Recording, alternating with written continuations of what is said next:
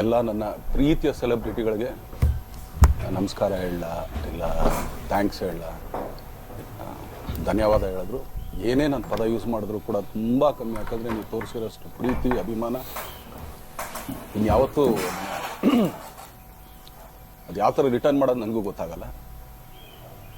But ಇವತ್ತು actually ಇಲ್ಲಿ ಕೂತ್ಕೊಳ್ಳೋಕ್ಕಾಗಲಿ ಹೇಳೋಕ್ಕಾಗಲಿ ಒಂದೇ ಒಂದು ರೀಸನ್ ಏನಂತಂದರೆ ಈಗ ಆ್ಯಕ್ಚುಲಿ ಬರ್ಡೇ. ಯಾಕಂದರೆ ನೀವುಗಳು ತುಂಬ ಆಸೆ ಪಟ್ಟಿದ್ರಿ, ನನಗೂ ತುಂಬಾ ಆಸೆ ಇತ್ತು. ಯಾಕಂದರೆ ಪ್ರತಿಯೊಬ್ಬರನ್ನು ಮೀಟ್ ಮಾಡಿ ಥ್ಯಾಂಕ್ಸ್ ಹೇಳೋಣ ಅಂತೇಳಿ. ಯಾಕಂದರೆ ಪ್ರತಿ ಸಲ ನೀವು ಬಂದಾಗಲೂ ಎಲ್ರಿಗೂ ನಿಂತ್ಕೊಂಡೆ ಆ್ಯಕ್ಚುಲಿ ಕೈ ಕೊಟ್ಕೊಂಡು ಎಲ್ರಿಗೂ ಒಂದು ಥ್ಯಾಂಕ್ಸ್ ಇಲ್ಲ ವಿಷಸ್ ತೊಗೊಳ್ತಾ ಇದ್ವಿ.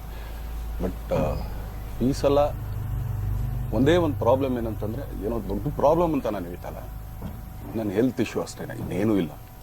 ಯಾಕಂದರೆ ನಾನು ತುಂಬ ಹೊತ್ತು ನಿಂತ್ಕೊಳ್ಳೋಕ್ಕಾಗಲ್ಲ. ಯಾಕಂದರೆ ಏನು ಪ್ರಾಬ್ಲಮ್ ಅಂತ ನಿಮ್ಗಳಿಗೂ ತುಂಬ ಚೆನ್ನಾಗಿ ಗೊತ್ತು.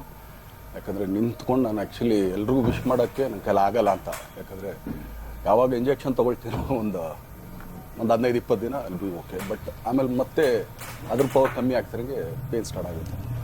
ಸೊ ಆಪ್ರೇಷನ್ ಅನ್ನೋದು ಕಟ್ಟಿಟ್ಟು ಬುತ್ತಿ, ಅದು ಎಲ್ರಿಗೂ ಗೊತ್ತು, ನನಗೂ ಗೊತ್ತಿದೆ. ಸೊ ಅದಂತೂ ಮಾಡಿಸ್ಲೇಬೇಕು ನಾನು.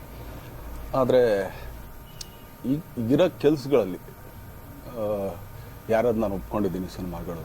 ಸೊ ಯಾಕಂದರೆ ನಾನೆಲ್ಲ ನನ್ನ ನಿರ್ಮಾಪಕರಿಗೂ ಥ್ಯಾಂಕ್ಸ್ ಹೇಳೋಕ್ಕೆ ಇಷ್ಟಪಡ್ತೀನಿ. ಯಾಕಂದರೆ ಇಷ್ಟು ದಿನ ಕಾದರು.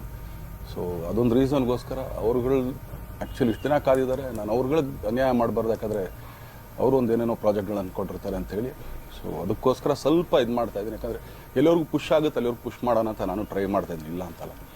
ಸೊ ಆದ್ದರಿಂದ ದಯಮಾಡಿ ಎಲ್ಲ ನನ್ನ ಸೆಲೆಬ್ರಿಟಿಗಳು, ನನ್ನ ಪ್ರೀತಿಯ ಸೆಲೆಬ್ರಿಟಿಗಳು, ಇದೊಂದ್ಸಲಿ ನನಗೆ ಕ್ಷಮೆ ಕೊಡ್ರಿ.